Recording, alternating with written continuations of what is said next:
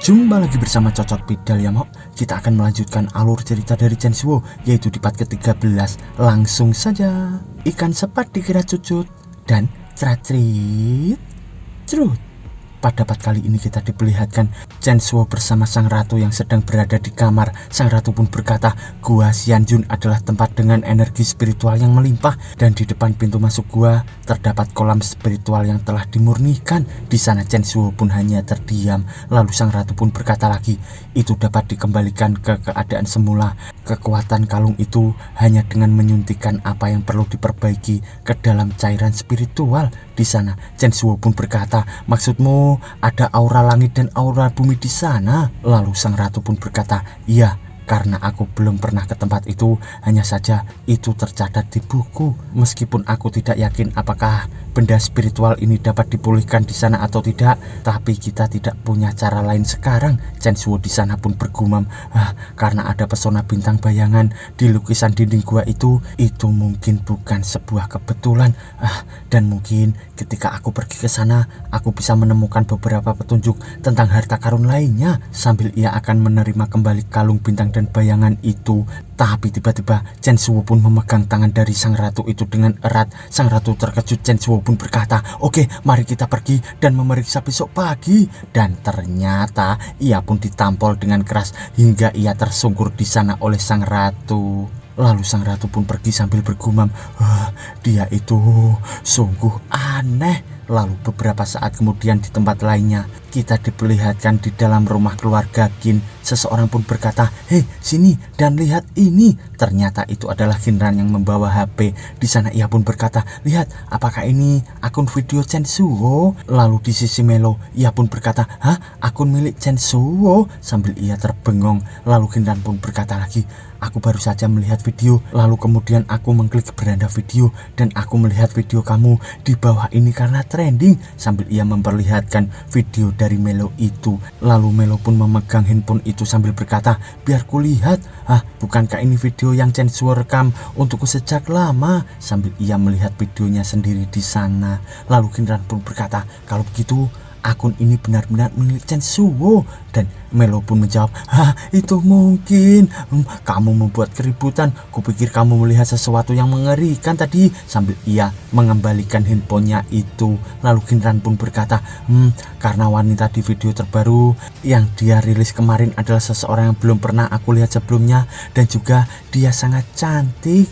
Tapi tiba-tiba Melo pun marah berkata, apa katamu? Sambil terlihat Qinran memperlihatkan video dari sang ratu. Di sana Melo pun emosi berkata, dia dengan jelas mengatakan bahwa dia memiliki sesuatu untuk dilakukan. Dia pasti akan keluar selama setengah bulan untuk menemui wanita ini. Dia ternyata mencari wanita cantik. Sambil terlihat ia yang marah di sana. Lalu Qinran pun berkata, tenanglah Melo. Lalu Melo pun emosi lagi berkata, dia keluar mencari wanita cantik yang padahal dia sudah punya kita. Sambil terlihat Qinran dari belakang yang terbengong bertanya-tanya. Lalu ia pun berkata, jangan marah, ketika dia kembali mari kita interogasi. Di sana Melo pun berkata, baiklah, sambil kepalanya dielus oleh Qinran itu dengan tersenyum. Lalu beberapa saat kemudian kita diperlihatkan di luar kerajaan putri. Di sana terlihat Chen Shuo yang sedang bersin-bersin. Lalu dari belakangnya terdapat sang ratu yang berkata, apakah kamu masuk angin dan membutuhkan selimut? Lalu Chen Shuo pun berkata, mungkin ada yang sedang membicarakanku. Sambil ia mengelus-ngelus hidungnya itu. Lalu dari belakang sang ratu pun bergumam, aku telah bersamanya cukup lama, tapi aku tidak tahu apa-apa tentang kampung halaman dan latar belakangnya. Dan Chen Shuo pun berkata, lihat itu pasti yang kamu sebut kolam cairan spiritual kan? Sambil ia terbengong di sana. Lalu kita diperlihatkan kolam spiritual dan sang ratu pun berkata, ya itu benar, itu adalah kolam spiritual. Mari kita pergi dan melihat-lihat. Chen Shuo pun berkata, oke sang ratu. Wow, apakah ini Ling Xuan? Sambil ia melihat pohon besar di depannya itu, Chen Shuo pun berkata, ini sangat menakjubkan. Lalu sang ratu pun menjawab, coba sekarang. Sambil terlihat Chen Shuo yang mengeluarkan kalung bintang bayangannya itu. Dan ia pun berkata, oke. Dan kalung itu pun langsung melayang-layang di atasnya. Lalu Chen Shuo pun berkata, mulai. Dan di sana air danau itu pun bergejolak dan memuncratkan airnya ke atas hingga akan menyentuh kalung bintang dan bayangan. Di sana kalung bintang bayangan itu pun beraura. Lalu Chen Shuo pun melompat ke atas menghampiri kalung itu yang diselimuti dengan air. Di sana ia pun mengambilnya dan turun ke bawah. Sang ratu pun berkata, "Bagaimana Chen Shuo?" Lalu Chen Shuo pun menjawab, "Tidak ada, ini masih tidak berhasil." Sambil terlihat kalung itu yang masih seperti kalung biasa dengan permata yang tidak berkilauan. Lalu di sisi sang ratu ia pun berkata, kenapa tidak bisa?" Lalu Chen Shuo pun bergumam, tampaknya satu-satunya cara adalah meminjam kekuatan langit dan bumi seperti yang dikatakan sistem. Kemudian harus mencari beberapa orang dengan kultivasi tinggi untuk bekerja sama agar memiliki kesempatan yang baik. Sambil ia menggenggam kalung itu dan ia pun bergumam lagi, masalahnya adalah meskipun Ratu, Chang'e dan Melo semuanya memiliki kekuatan kultivasi, tapi bagaimana aku bisa membawa mereka bersama-sama? Sambil ia membayangkan ketiga gadisnya itu, dan di sana ia pun membayangkan lagi ketika mereka bertiga dipertemukan akan terjadi sesuatu yang mengerikan. Lalu Chen Shuo pun bergumam, lupakan saja. Sambil terlihat dari belakangnya sesosok monster besar sedang mengintai mereka berdua. Dan sang ratu pun langsung menoleh ke belakang bersama Chen Shuo. Ternyata ada sesosok ular besar berkepala 3 di sana. Chen Shuo pun berkata, ular berkepala 3? Tidak, masih ada monster yang bersembunyi di kolam spiritual ini. Lalu sang ratu pun berkata, sepertinya dia sudah lama bersembunyi di sini. Sambil terlihat ular itu yang berwarna hijau dengan sangat mengerikan. Tapi tiba-tiba ular itu pun mulutnya terbuka dan keluarlah seorang wanita dari mulut ular itu. Dan wanita itu pun berkata, manusia kecil berani masuk ke wilayahku dan menjadi liar. Sambil terlihat ia yang hanya dibalut dengan menggunakan daun hijau di tubuhnya itu, ya mok. Lalu Chen Shuo pun terbengong berkata, penampilan itu menjijikkan. Lalu sang ratu pun jijik berkata, aku benci hal-hal yang lengket. Bisakah kau cuci dulu kolam itu? Apakah bisa dicuci jika terkena pakaian? Sambil terlihat wanita itu yang hanya terdiam emosi. Lalu ia pun marah sambil berkata, aku pikir kau benar-benar bosan hidup. Sambil terlihat mereka berdua yang melompat dari sana. Lalu Chen Shuo pun berkata, tempat yang berharga dengan lingkungan yang indah seperti ini, itu tidak terlihat seperti tempat tinggal penyihir sepertimu kan? Apakah kau memenjarakan pemilik aslinya? Sambil terlihat gadis itu yang hanya terdiam di samping ularnya itu. Lalu Chen Shuo pun berkata lagi dan mengambil kesempatan untuk menempati tempat ini kan? Di sana gadis itu pun marah berkata, bajingan, pergi ke neraka. Sambil ia menyuruh ularnya itu untuk menyerang Chen Shuo bersama sang ratu. Lalu tiba-tiba ular itu pun mengeluarkan asap dari mulutnya. Di sana Chen Shuo pun bergumam, asap, sang ratu, gas beracun. Baunya seperti sial. Sambil terlihat tangan Chen Shuo yang memegang asap itu, dan gadis ular itu pun berkata, kalian pergi. Sambil terlihat Chen Shuo di sana terbengong bergumam, apakah dia akan... Ternyata gadis ular itu pun langsung masuk ke dalam mulut ular tadi. Lalu terjadi ledakan yang sangat dahsyat di area itu, dan di sana ledakan itu pun membentuk cekungan yang sangat lebar. Lalu Chen Shuo pun ternyata dilindungi oleh sang ratu dengan menggunakan barrier yang mengelilingi tubuh mereka. Di sana Chen Shuo pun berkata, monster ini sebenarnya memiliki hal ini. Lalu terlihat gadis ular yang berada di atas kepala ular tadi berkata, kupikir kau cukup mampu ya, tapi sebenarnya kau mengandalkan seorang wanita untuk membantumu. Hahaha. Di sana sang ratu pun berkata, Chen Shuo, pertama-tama kita temukan jantung orang ini, lalu bunuh dia sesegera mungkin. Lalu Chen Shuo pun menjawab, oke sang ratu. Lalu Chen Shuo pun menggunakan mata api ginsingnya di sana. Tapi ia pun tiba-tiba terkejut dan berkata, apa? Lalu sang ratu pun berkata juga, ada apa Chen Shuo? Dan Chen Shuo pun terbengung sambil berkata, monster ini ternyata tidak mempunyai jantung. Sambil ia melihat ke arah monster itu yang dilihat menggunakan mata mata apinya tidak mempunyai jantung. Lalu sang ratu pun berkata, jika tubuhnya tidak memiliki jantung, apakah itu dipisahkan? Lalu Chen Shuo pun menjawab, bisa jadi sang ratu, jika kita tidak dapat menemukan kelemahannya, itu akan sia-sia melawannya. Sambil terlihat gadis ular itu yang melompat berkata, hanya mengandalkanmu, ingin menemukan kelemahanku ya. Sambil terlihat bokongnya yang sangat seksi ya mo. Di sana ular itu pun mengeluarkan aura membara di ketiga mulutnya, sambil gadis ular itu pun berkata, sungguh konyol, kau tidak mungkin bisa mengalahkanku. Tapi di sisi Chen Shuo, ia pun berkata, berubah. Dan juga sang ratu yang mengeluarkan tongkatnya, Chen Shuo pun berkata, cepat berubah. Sambil terlihat aura membara itu yang mendekati mereka berdua. Lalu tongkat sang ratu di sana pun beraura membara juga. Di sana ia pun bergumam, sungguh aura ki yang sangat kuat. Sambil terlihat sang ratu yang mengeluarkan sosok besar di belakangnya, dan ia pun berkata, aku hanya bisa mencoba yang terbaik. Sambil terlihat sosok besar dari sang ratu itu yang menahan serangan dari ketiga mulut monster ular itu. Dan di sana aura itu pun ditahan oleh sosok besar itu, dan sang ratu pun berkata, terima ini. Sambil ia mencoba membalikan serangan dari ketiga ular itu. Lalu wanita ular itu pun berkata, wanita ini benar-benar tidak mudah ditangani. Dan di sana sang ratu pun terjatuh kelelahan, sambil terlihat Chen Shuo yang berlari ke arahnya berkata, yang mulia, apa Anda baik-baik saja? Lalu sang ratu pun berkata, dia sungguh sangat kuat, ayo pergi sebelum serangan berikutnya. Sambil ia berdiri di sana, lalu ketiga kepala ular itu pun mengeluarkan aura membara lagi akan menyerang. Lalu sang ratu pun berkata, cepat pergi Chen Shuo. Di sana gadis ular pun berkata, jadilah abu. Sambil terlihat ular itu yang menghembuskan aura membara itu ke arah mereka berdua lagi.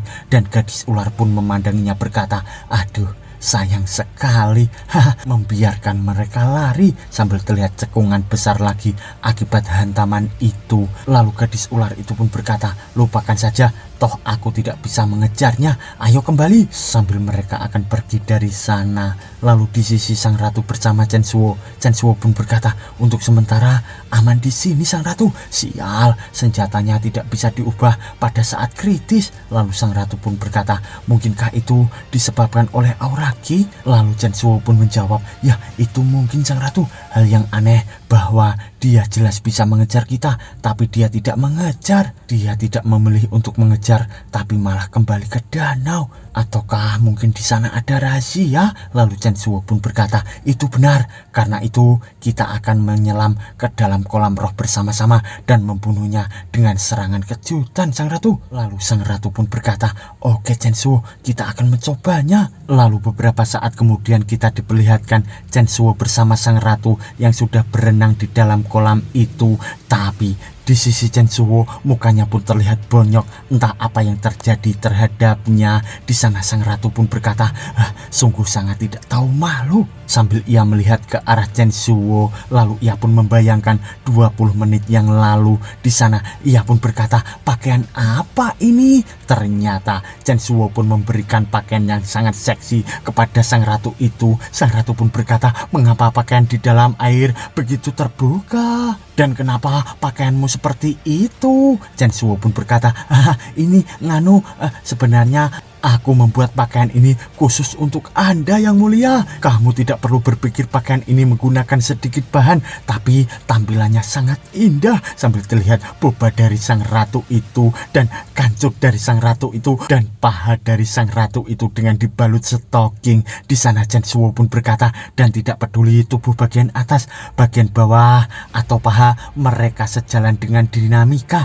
Teori mekanis kuantum dapat mempercepat tindakan di bawah air setidaknya 2 kali lipat kecepatan. Sambil terlihat sang ratu itu yang hanya terdiam. Lalu Chen Shuo pun membawa sesuatu di tangannya yang ditaruh di belakang punggung, dan ia pun berkata, hanya orang-orang dengan ukuran dan identitas yang mulia yang layak memakai pakaian renang ini. Lalu sang ratu pun berkata, ya anggap saja itu sebagai balas budi terakhirmu yang menyelamatkan nyawaku. Sambil terlihat Chen Shuo yang tertawa di sana, dan ia pun langsung membalikan badan melihat barang itu bergumam, ada harta karun. Tapi tiba-tiba sang ratu pun terkejut karena melihat kamera Chen Shuo yang berada di balik semak-semak, dan di sana sang ratu pun bergumam, bagaimana itu ada di sini. Lalu ia pun memanggil Chen Shuo, Chen Shuo, dan Chen Shuo pun menoleh. Lalu terlihat sang ratu membawa kamera itu sambil berkata, kenapa ada kamera kamu di semak-semak? Di sana Chen Shuo pun terkejut dan ia pun berkata,